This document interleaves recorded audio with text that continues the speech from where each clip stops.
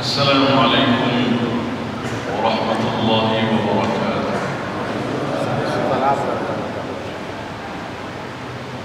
Alhamdulillahi rabbil alamin. Wassalatu wassalamu ala nabiyyina Muhammadin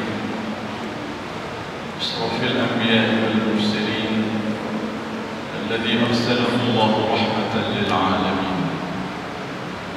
أشهد أن لا إله إلا الله الملك الحق المبين لا شريك له القوي المتين وأشهد أن محمدا عبده ورسوله الأمين الذي قام أمام أهل الدنيا يدعوهم إلى دين الحنيف القويم. وبعد إخوتي وأخواتي من الحاضرات والحاضرين، فإني قبل كل شيء أود أن أوصيكم ونفسي بتقوى الله وأحثكم على طاعة الله وطاعة رسوله لعلكم تفلحون. وأذكركم إخوتي في الله جميعا بعض آية الذكر الحكيم، حيث أنه تعالى قد قال في كتابه: أعوذ بالله من الشيطان الرجيم: يا أيها الذين آمنوا اتقوا الله حق تقاته ولا تموتن إلا وأنتم مسلمون. وبعد ذلك فإني أحذركم كما أحذر نفسي من عصيانه تعالى ومخالفة أمره، لقوله: من عمل صالحا فلنفسه ومن أساء فعليها وما ربك بظلام للعبيد.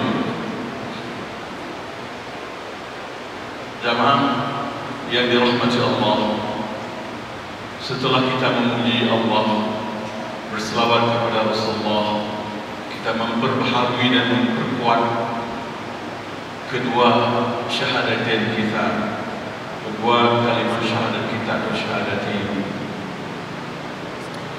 Saya mengajak kita semua untuk sama-sama kita tingkatkan ketakwaan kita kepada Allah, dan tetapnya kita di dalam takwa dan taat sampai selama-lamanya, sampai kita berpisah dengan dunia ini. Karena Allah berpesan: Ya ayyuhalladzina amanu taqullaha haqqa tuqatih wa la tamutunna illa wa antum muslimun. Wahai orang-orang yang beriman, bertakwalah kamu kepada Allah dengan sebenar-benar takwa, dan jangan sekali-kali kamu mati kecuali di dalam ketaatan, di dalam kepatuhan, di dalam keislaman, dan telah sempurna kamu menjadi orang Islam. Mohon mati konyol juga. Setelah itu, saya mengingatkan diri saya dan kita semua agar kita tidak melakukan maksiat kepada Allah di dalam hidup ini, dan jangan ada tindakan dan perbuatan kita yang bertentangan dengan ketentuan Allah. Karena Allah berfirman: Man 'amila shalihan falinafsihi wa man asaa'a fa'alayha wa ma rabbuka bidhallamin lil 'abid.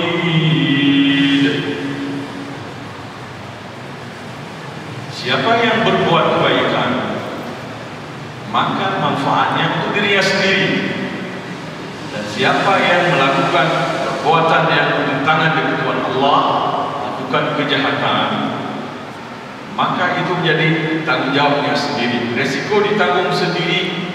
Jangan pernah salahkan Allah. Kalau Allah memberi keputusan terburuk, masuk ke dalam neraka. Wa ma rabbuka bidhallamin lil 'abid. Allah Tuhanmu, Rabbmu, tidak pernah berlaku zalim kepada hambanya. Hadirin dan hadirat yang dirahmati Allah, Allah telah menciptakan dunia ini dengan kudrah dan iradahnya. Allah menciptakan segala sesuatu dan menentukan kanun untuk yang diciptakannya. Kanun dalam bahasa Arab ini artinya peraturan. Kita sudah sering mendengar kanun, jamaknya qawanin.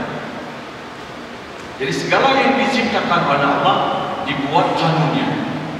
Untuk cabai Allah buat kanun, semua cabai pedas. Untuk air, semua air mencari permukaan yang lebih rendah.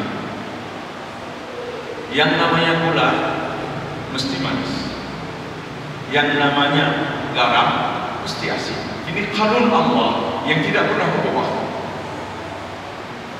Kanun ini mulai urusan kecil, mulai sebutir pasir di bumi sampai triliun miliar planet di atas, semuanya ada undang-undang yang dibuat oleh Allah disebut kanun. Kanun ini menurut orang-orang tidak beragama disebut hukum alam. Sebenarnya alam tidak bisa membuat hukum. Di samping tidak bisa membuat diri sendiri, juga tidak bisa membuat hukum. Jadi hukum alam itu tidak ada. Dia sunnatullah. Kanun dan qawanin min Allah lil kauni jami'an, itu seluruh alam raya. Hadirin yang dirahmati Allah, di antara kanun yang dibuat oleh Allah ialah untuk menambah rezeki manusia di bumi. Artinya, kalaulah umat Islam, orang beriman mengikuti kanun-kanun ini, pasti rezeki mereka bertambah. Sebab semua sunnatullah tidak pernah berubah. La tabdila li khalqillah, la tabdila li sunnatillah. Allah berfirman, ciptaan Allah, ketentuan Allah tentang alam raya ini tidak pernah berubah. Jadi, kalau manusia ini taat dan patuh, yakin, menempuh cara mencari rezeki yang benar, maka Allah menjamin rezeki yang bertambah. InsyaAllah cukup waktu saya menguraikan ada 10 kanun tentang bagaimana kita menambah rezeki. Kenapa ini kita angkat? Karena manusia di dalam hidup ini, angan-angan dan kemauan yang paling tinggi, pertama rezeki yang banyak, kedua umur yang panjang. Semua orang, kalau kita tanya apa yang paling dia kehendaki, pasti minta rezeki yang banyak, umur yang panjang. Allah telah menggerakkan hasrat manusia yang tinggi dalam dua hal ini. Cuma kadang-kadang manusia menempuh jalan yang keliru, didorong oleh rasa suka pada yang berlebihan, sehingga dia menempuh jalan yang tidak benar, sehingga rezekinya sudah jadi rezeki yang haram. Maka bila kita ikut tuntunan, mengikut kanun-kanun yang benar, maka rezeki yang didapati jadi rezeki yang halal. Hadirin yang dirahmati Allah, ada 10 kanun. Kanun pertama dalam mencari rezeki ini, manusia harus berusaha. Al-kasb, al-iktisab, manusia harus berusaha. Tidak boleh berpangku tangan, tidak boleh berkhayal, tidak boleh bertawakal tanpa berbuat. Tawakal boleh setelah berbuat. Tawakal itu pada hati, bukan pada anggota badan. Banyak orang menyangka tawakal itu adalah menyerah tanpa bekerja. Ini keliru. Yang disebut tawakal di dalam Islam, menggunakan anggota badan kita untuk mencari dan berbuat mengikut prosedur dan peraturan. Setelah berusaha bekerja, hati kita bertawakal. Yang menyerah pada Allah ialah hati, tetapi anggota badan tidak boleh menyerah. Dia harus bekerja dan berusaha. Dengan jelas Allah menyebutkan dalam surah Al-Mulk ayat 15, firman Allah, "Huwa alladhi ja'ala lakumul arda dhalulan famshu fi manakibiha wa kulu min rizqihi wa ilayhi nusyur." Dialah Allah yang telah membuat bumi ini rata, hampar, mudah ditempuh.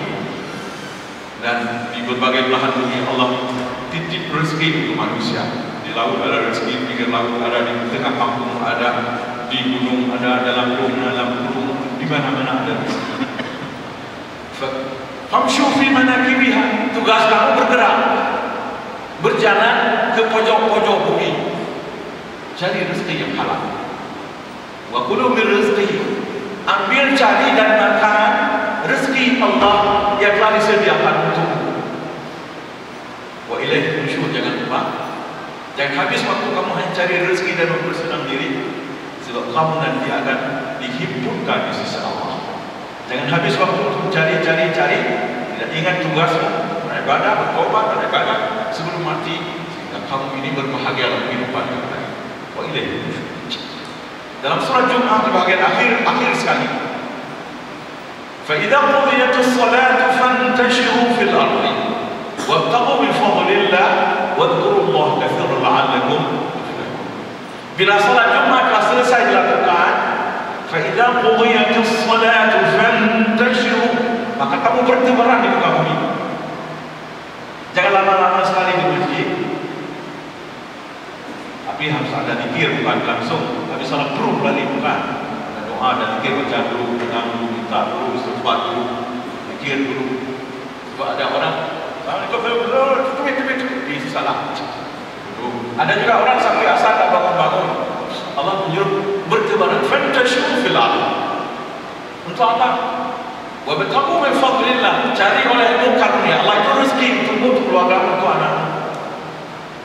Tak boleh malas. Rezeki harus dicari undang-undangnya. Kenapa? Karena tanpa dicari tidak ada kehidupan. Sebenarnya Allah bisa saja menyediakan segala sesuatu untuk hambanya. Seperti Allah menyediakan udara. Ini udara kita tidak mencari. Karena apa? Udara merupakan kebutuhan rezeki utama bagi manusia. Rezeki kebutuhan utama bagi manusia, udara ini. Karena tanpa udara hanya beberapa menit kita mati. Jadi kalau kita letak skala prioritas, rezeki manusia yang paling utama adalah udara. Oleh karena penting sekali dan mahal sekali, tidak ada model-modelnya, cuma satu model udara. Kalau makanan ada macam-macam. Ini udara satu model. Maka Allah tidak memberi kemampuan manusia untuk menguasai udara dan memperjualbelikannya. Menyodomi Allah urut dikuasai udara akan lalu tepi angin. Tepi jual angin seperti jual minyak, jual bensin, banyak sekali. Dan setiap hari orang mati karena kehabisan udara. Inna lillahi wa inna ilaihi raji'un. Abdullah meninggal dunia. Sakit apa? Habis angin di tengah jalan. Kami kan pulang nanti pakai 5 meter itu menggalau. Karena begitu pentingnya udara, Allah tidak memberi siapapun berkuasa di atas udara. Begitu penting, begitu mahal, maka gratis nikmati saja. Tidak perlu cari. Rezeki yang kedua yang saya diperlukan oleh manusia, air. Maka Allah buat air di dalam dunia tidak bisa dikuasai. Paling bisa dimasukkan ke botol, tidak diperjualbelikan. Tetapi siapapun tidak akan putus air. Di sungai ada, di dalam gunung ada, dalam di mana-mana. Allah jadikan air 23 bumi. Karena tanpa air manusia 4 hari atau 3 hari sudah mati. Jadi setelah udara, manusia membutuhkan air, langsung air. Kemudian yang ketiga, makanan. Makanan Allah buat bermacam-macam ragam. Dan manusia sampai seminggu asal ada air masih bisa hidup tanpa makanan. Asal ada air dan udara. Dalam hal makanan ini Allah buat, dia harus berproses. Kita tanam dulu, kita campur dulu, kita banyak dulu. Udara langsung, kenapa ya pula angin? Langsung. Jadi apakah Allah tidak bisa menjadikan air dan makanan seperti ini? Bisa. Cuma jadinya tidak ada kehidupan. Seperti tiang ini, ya Allah, saya ingin makan nasi ketan kuah durian. Gitu. Ya Allah, saya ingin makan daging ayam siang.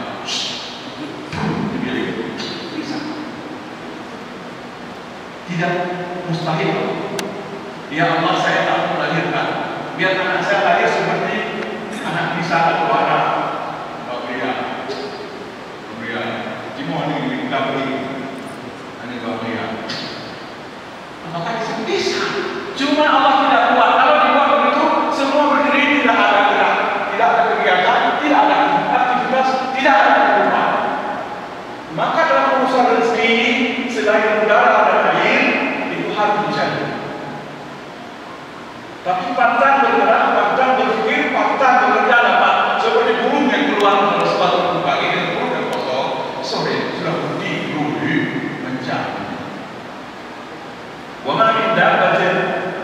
fil ardi illa 'ala Allah. Pantang bergerak, rezeki telah disediakan oleh Allah. Ini kanun pertama. Kanun kedua, rezeki yang diterima ini harus diatur. Allah sebutkan di dalam surah Al-Furqan ayat 67. Furqan. Firman Allah, "Walladzina idza anfaqu lam yusrifu wa lam yaqturu wa kana baina dzalika qawama." Orang yang disayang oleh Allah adalah orang yang apabila mengeluarkan uang idza anfaqu lam yusrifu, tidak boros, wa lam yaqturu, dan juga tidak pelit, tidak kikir. Wa kana baina dzalika qawama. Orang beriman berdiri di tengah-tengah. Posisi mereka antara murah dan pelit. Terlalu murah salah, terlalu pelit salah. Terlalu murah rezeki hilang, terlalu pelit rezeki juga hilang dan tidak pernah bertambah. Tujuannya jangan habis, tetapi habis. Berpelit-pelit tujuan jangan habis, tapi dia akan habis. Keluar dengan cara kita tidak sangka dan tidak kita duga. Kebutuhan yang mendadak banyak. Makanya coba-coba berpelit-pelit dan ya juga jangan coba-coba kita terlalu boros. Berbelanja secara benar. Ya ayyuhalladzina amanu khudhu zinatakum 'inda kulli masjidin wa kulu washrabu wa la tusrifu. Makan minum jangan berlebih-lebihan. Innallaha la yuhibbul musrifin. Surah Al-A'raf ayat 31. Sekarang kanun nomor 3. Untuk menambah rezeki kita di dunia ini ada hukum Allah, ada sunnatullah, ada hukum alam, kata orang yang tidak beriman. Hukum alamnya apa? Beriman dan bertakwa. Allah sebutkan dalam surah Al-A'raf ayat 96, "Walau anna ahlul qura amanu wattaqaw la fatahna 'alaihim barakatin minas samai wal ardh."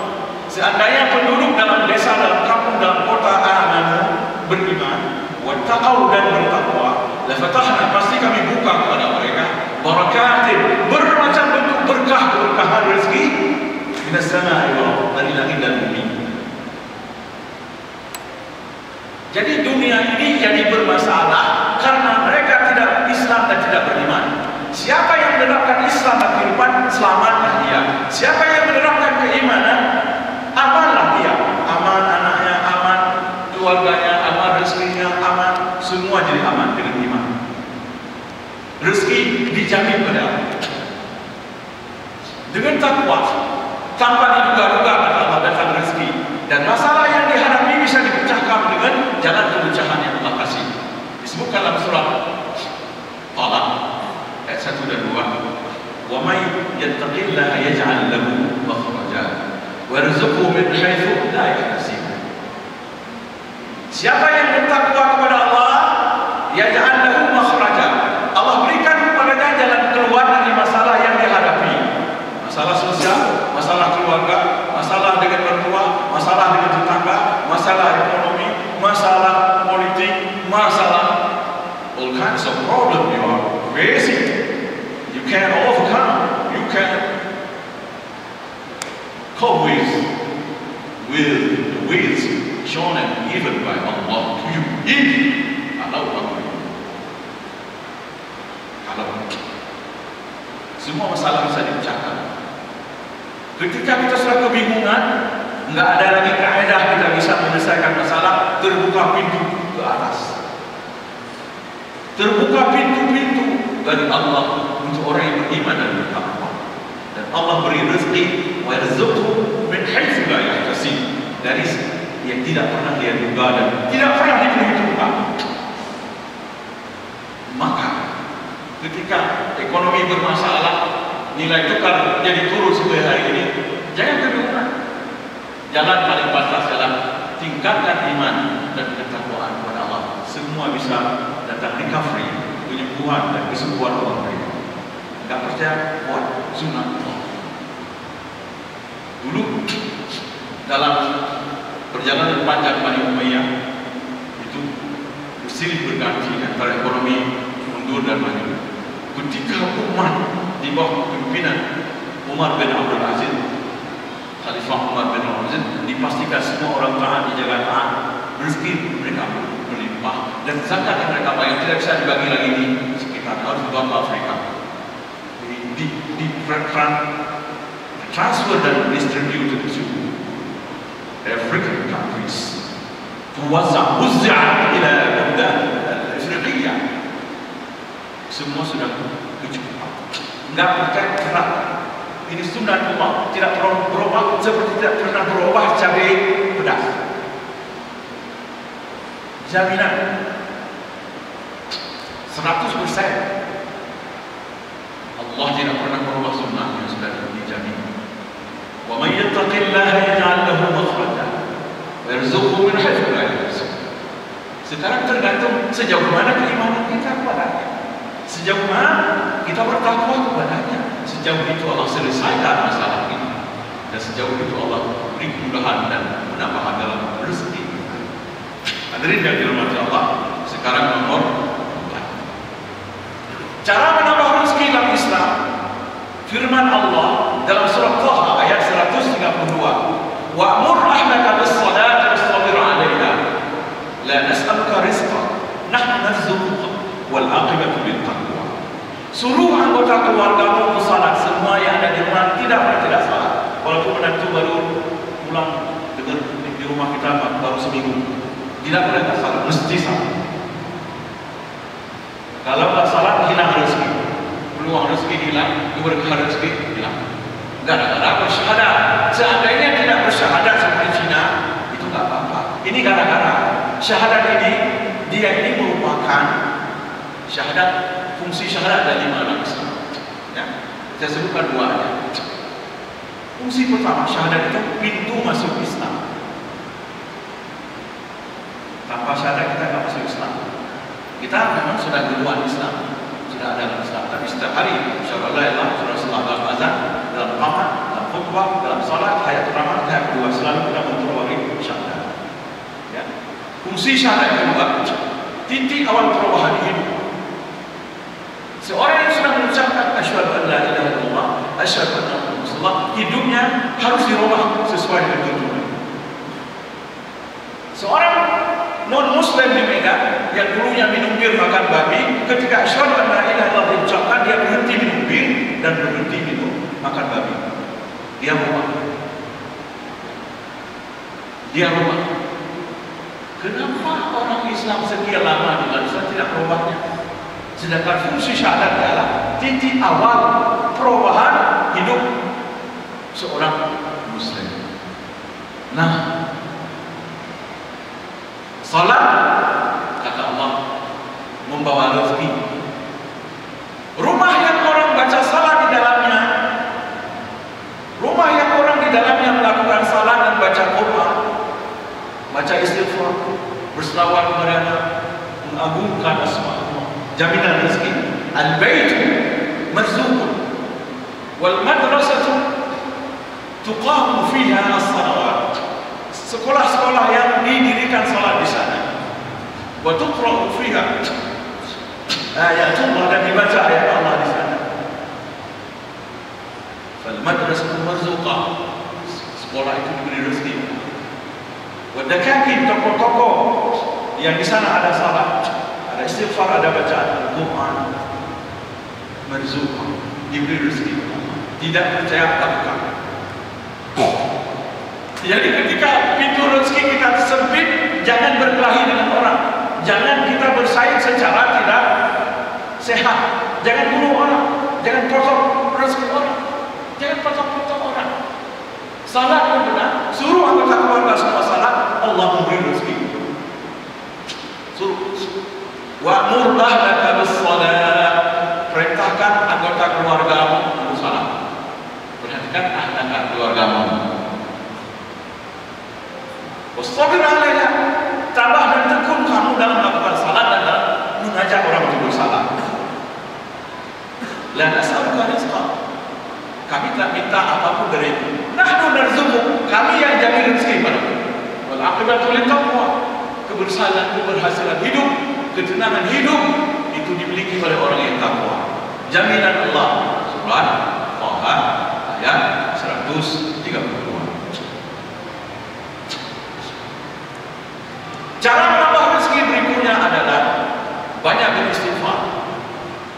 minta ampun kepada Allah. Istighfar itu menambah rezeki. Dosa yang kita lakukan tanpa sengaja itulah pelan-pelan bertumpuk dari 40 tahun yang lalu, menghambat rezeki, menghambat bertambahnya rezeki, dan menghambat keberkahan rezeki. Maka kita harus ngorek-ngorek dosa-dosa lama, file-file lama kita buka. Kita harus buka dan kita lihat di mana kita harus bertobat, beristighfar kepada Allah Subhanahu wa taala. Surah Nuh ayat 10 dan 12 Allah mengatakan, "Wa qul tastaghfiru rabbakum innahu kana ghaffara yursilis samaa'a 'alaykum midraran wa yumdidkum bi amwalin wa banina wa yaj'al lakum jannatin wa yaj'al lakum anhara ma lakum la tarjuna lillahi waqqara." Aku katakan, beristighfarlah kamu kepada Tuhan. Wa qul tastaghfiru rabbakum innahu kana ghaffara. Sesungguhnya Allah itu Maha Pengampun. Yursilis samaa'a 'alaikum midraran wa yumdidkum bi amwalin. Jika kamu bertobat dan beristighfar, Allah akan menurunkan hujan yang cukup untuk menumbuhkan dan mendatangkan kesuburan. Lalu Allah beri rezeki kepadamu. Wa yumdidkum, Allah beri rezeki yang banyak. Yumdidkum bi amwalin, anak, harta, wa banin, dan anak-anakmu sehat, bertumbuh dengan normal, menjadi anak yang cerdas, menjadi anak yang gagah, menjadi anak yang membanggakan, dengan banyak istighfar. Tidak jadi anak bandel, tidak jadi anak glory.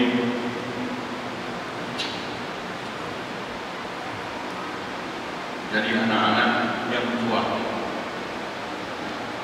jadi muhajir, qurratu a'yun, as-salihin, dzurriyyatun thayyibah, dengan banyak istighfar.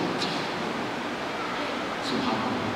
Faqultu astaghfiru rabbakum innahu kana ghaffara yursilis samaa'a 'alaikum midraran wa yumdidkum bi amwalin wa banin wa yaj'al lakum jannatin.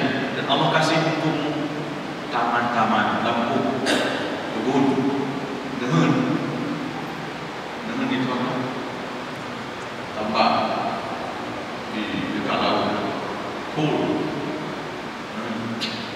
tempat melihara ikan, tempat melihara. Subhanallah. Semua dengan berkah istighfar. Subhanallah. Tidak pernah orang yang beristighfar dibuat menderita Allah. Wa ma kana Allah liyu'adzibahum wa anta fihim wa ma kana Allah mu'adzibahum wa hum yastaghfirun. Surah Al-Anfal ayat 33. Wa ma kana Allah liyu'adzibahum wa anta fihim. Allah tidak pernah menyiksa orang Islam selama Nabi masih ada bersama mereka. Ketika Nabi tidak ada, sunnah-sunnah Nabi dihidupkan di rumah mereka, dalam masyarakat mereka. Wa anta fihim, selama engkau masih ada bersama mereka. Para ahli tafsir mengatakan ketika Muhammad tidak ada lagi bersama manusia, sudah berpindah ke hadrat Allah dan meninggal dunia, sunnah Muhammad itu harus dikekalkan di bumi supaya rezeki itu bertambah dan Allah tidak hukum manusia. Wa ma kana Allah liyu'adzibahum wa anta fihim wa ma kana Allah mu'adzibahum wa hum yastaghfirun. Dan Allah tidak pernah menyiksa umat Islam selama mereka masih ditampung. Surah Al-Anfal, surah Al-Anfal ayat 33. Jadi dengan istighfar banyak rezeki mudah. Jangan kebingungan, jangan putus asa, jangan sampai stres, jangan sampai sakit jiwa, jangan sampai mengalami tekanan. Berarti istighfar banyak, Allah buka pelan-pelan. Tapi jangan hanya untuk cari rezeki membaca istighfar. Nyuka bimpeng, kalau ada dahana bimpeng, dua Allah TKB baru, Allah dan Nabi beri dekat dan buka Allah. Sebelah tadi barter. Kita tidak boleh berbarter dengan Allah. Beribadah kepada Allah. Jangan lupa istighfar di segala dosa, tobat dari segala kesalahan, supaya kita Allah berbayar mesti sudah berapa? 5. Bapaknya nggak habis. Saya usahakan berapa yang habis secara cepat. Nomor 6, jalan menambah rezeki ialah silaturahim, jaminan. Dalam hadis Bukhari Muslim Rasulullah mengatakan, "Man sarrahu ay yuqsata fi rizqihi wa yunsa'a fi ajalihi, fal yasir rahimah." Barang siapa yang ingin rezekinya ditambah, umurnya dipanjangkan oleh Allah, maka hendaklah dia sambung silaturahmi. Memang dalam menyambung silaturahmi mungkin kadang rugi, kalau beli gula, datang ke rumah beli gula 1 kilo, beli teh atau roti, rugi, tetapi Allah menambahnya lebih banyak. Bersilaturahmi bukan setahun sekali waktu hari raya. Silaturahmi kalau bisa sekarang setiap hari, terutama dengan ibu bapa, dengan zawil kurba. Sebab sudah ada telepon, ditanya kemana-mana, ada apa masalah, ditanya, didoakan. Apa yang bisa disumbang fikiran, apa yang bisa disumbang bantuan, itu silaturahmi. Jangan setahun sekali. Kalau mau rezeki bertambah, umur panjang, hubungkan silaturahmi. Jaminan, sunnatullah tidak pernah berubah.